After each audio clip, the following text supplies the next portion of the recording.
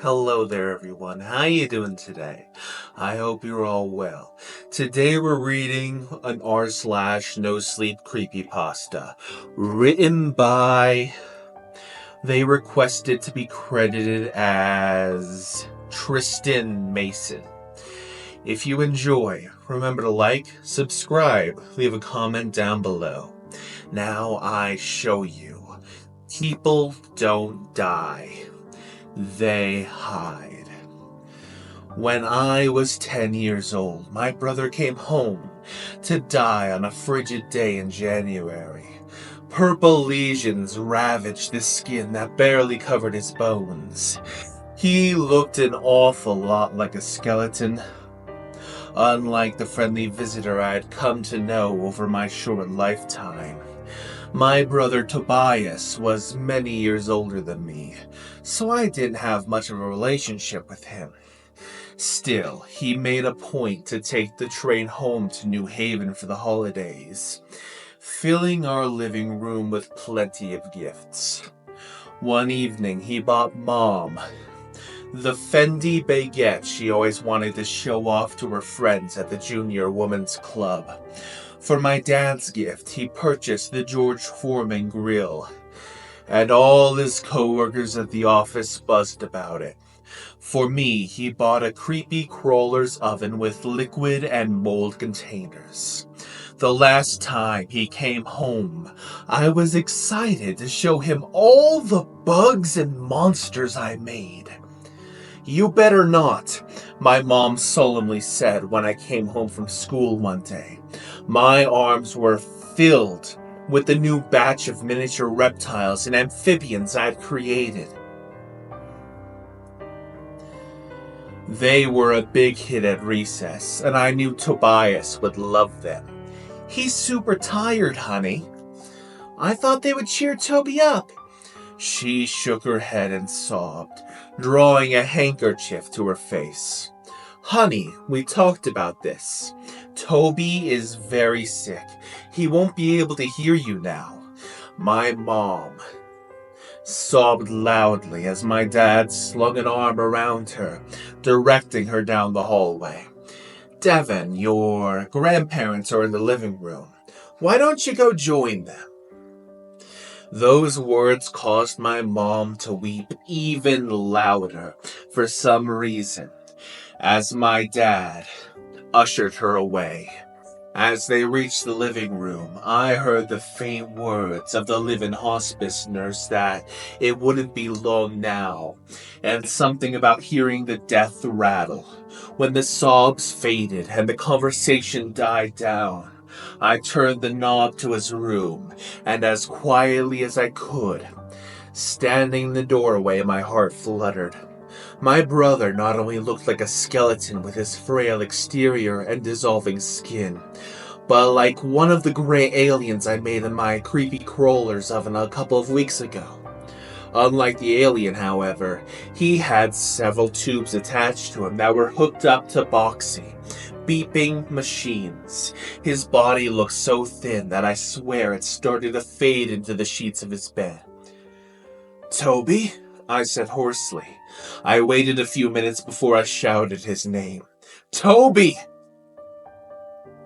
Minutes passed before his purple lips quivered and let out an audible groan that dragged on for several seconds. After the groan ended, 6 booming words escaped his lips. "Look for me on the walls." A longer groan ensued these words, followed by a long beep from the machine. Everything seemed to move in slow motion as the nurse, my parents, and grandparents rushed into the room. I don't remember much except for the shuffling feet, screams, and my father whisking me out of the room and closing the door in my face. The adults were in the room for several minutes before my grandmother finally left with her head cast down. She threw her doughy arms around me and said, "I'm so sorry, sweetheart. Your brother's gone to heaven with the angels." As the other adults came out of the room one by one to hug me, apologize, and sob into my small body, I wondered if I should be crying too. I supposed I loved my brother, but I didn't know him well. To me, he was just that friendly visitor who bought me gifts and read me stories. He popped in and out of my life like some magical elf that appeared only for holidays and disappeared like Santa up the chimney or Frosty the Snowman on a sunny day. I put my hands over my eyes and pretended to cry with them. After a while, I asked if it was okay to go up to my room. My parents permitted me. At once, I slammed the door. I loved my brother, but I didn't know him well. To me, he was just that friendly visitor who bought me gifts and read me stories. He popped in and out of my life like some magical elf that appeared only for holidays and disappeared like Santa up the chimney or Frosty the Snowman on a sunny day. I put my hands over my eyes and pretended to cry with them. After a while, I asked if it was okay to go up to my room. My parents permitted me. After a while, at once, I hurried up the stairs and slammed the door behind me. For hours, I plopped onto my dinosaur bedsheets and stared at the walls. I stared at the walls for so long that I thought my eyes would bleed. The walls of my room were sponge-painted blue, covered in posters of my favorite baseball players and movies. The shapes on my walls were unmoving, as if my eyes drew tears, and I yawned. I started to drift off to sleep. My room didn't have any windows, so I couldn't tell whether it was nighttime or not. But I suppose night was nearing by the increasing shadows in the room. Something was strange about these shadows, though. They weren't the typical black or gray, but shades of green. I blinked as green circles danced around my walls like a stage spotlight. "Are you awake, Devi boy?" a hollow voice echoed. "It's time to wake up, Devi boy." "Huh?" I said, rubbing my eyes. Who are you?" "You know who, silly. I don't have much time." I blinked twice, and the green circles faded together. All at once, the circles morphed into the shape of a human. The shape looked a little under 6 feet tall, perhaps taller, its figure reaching into the brim of the ceiling. Toby, is that you?" "Who else, Devi boy?" The figure let out a bellowing laugh and stretched atop the ceiling, twisting around the fan in an almost rhythmic pattern. "But I thought you were dead." The figure unleashed another bellowing laugh, this time twisting onto the carpeted floor, its green glow matching the soda I spilled the previous day. "I thought I would die too, Devi boy. But it's the most unusual thing. You don't go to heaven or hell like we learned in church. Don't tell Mom or Dad, though, especially not Grandma." "I won't," I said, scratching my head. "But Toby, if you're not dead, where are you?" "Hiding." The figure's voice changed from a bellowing pitch to a dull whisper. What do you mean?" "You must swear not to tell anyone." "I swear, Toby, I swear." "People don't die," the figure whispered, draining from the carpets back to a small circle on my wall. "They hide." "From what?" "I don't know yet," the figure said, its voice now trembling. "I just know that we're hiding. We are all hiding." As the figure spoke these words, I saw dozens of green circles bouncing around my walls. They were varying shades of green. Some spoke in whispers like my brother. Others spoke gibberish that sounded like different languages. I shoved my thumbs into my ears, and the sounds grew louder and more varied. I jammed my eyelids shut as the lights flickered and burned into my retinas. As I screamed, I heard my brother's voice once more. People don't die, they hide, Devi. They hide, and they must never, ever be found. I screamed so loud that my cat Jasper hollered from the other room. I screamed so loud that my mom, dad, grandparents, and even the live-in nurse hurried upstairs and forced their way into my room. "It's okay, honey," my mom said, pulling me into her bosom. "It's okay, sweetheart. We're all sad." As the others crowded around me, I continued to scream. Though the sounds had disappeared, I still heard my brother's voice loud and clear. People don't die, they hide.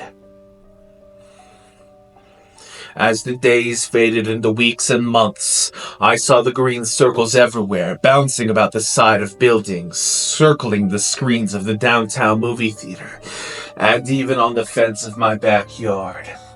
Sometimes the circles morphed into the shape of humans. Other times they looked like mere reflections. One time during a sleepover, I swore I even saw the circles morph into the shapes of falling bats on the other side of my tent. I tried not to scream when I saw them. After a while, I tried not to look. When I didn't look, however, I heard their whispers. It usually amounted to nothing more than gibberish. As the months faded into years, I checked myself into therapy.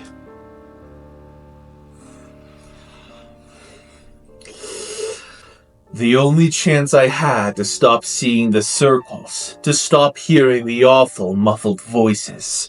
As a college student, my campus therapist surmised that the shapes and whispers were my way of coping with loss and grief.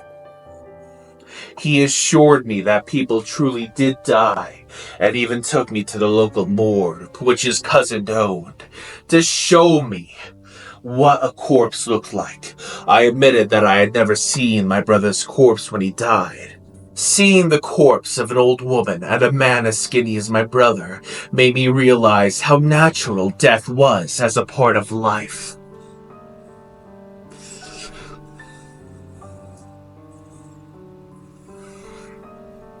I kept in touch with my therapist after college, and with each passing day I began to hear the voices even less and less.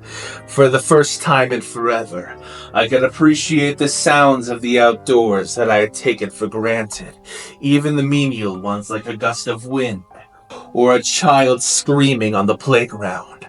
For the first time in forever, I could appreciate the laughter of Julia, the girl I took on a first date at the local Starbucks. I loved the sound of her laughter, the sounds of our laughter, as we engaged in the silliest conversations. Throughout my life, I heard many wonderful sounds, like church bells on my wedding day, or the sound of my son Jack crying into my arms. I fell in love with the lights and sounds of my life. Until the day I started to cough profusely. My wife had taken Jack to daycare as I sat in my home office, typing a draft of my latest article. I felt the urge to cough, a large bulging urge rising from my chest. As much as I tried to ignore it, I finally unleashed the cough, a cough so powerful that I doubled over onto my desk, spilling blood onto the keyboard. I began to shiver as the blood dripped from my mouth onto the keys and all over the floor. I scrambled to find my cell phone and dialed 911 as I continued to convulse blood and cry. After I had emptied all the contents of blood from my stomach, I collapsed onto the floor, the receiver by my ear. 911, what's your emergency? With what little strength I had left, I pushed my body across the floor to the phone. "I threw up a lot of blood," I said weakly. "I'm so sorry about that, sir," the dispatcher said. Many moments passed before she spoke again.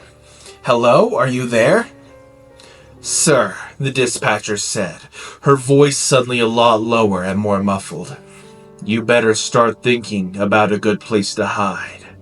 As the voice began to cackle, a swarm of green circles danced around my body.